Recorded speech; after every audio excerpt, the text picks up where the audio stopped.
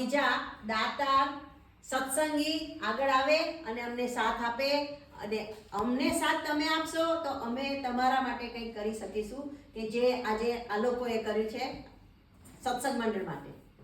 તો જગદીશભાઈ, દેવજીભાઈ, વિસરોલિયા ફેમિલી, નીલિશાબેન અને ઘનશ્યામભાઈ, એમના તરફથી 1 નહીં 2 નહીં પણ 3 મહિનાનું ભાડું વીએચપી નું ડોનેશન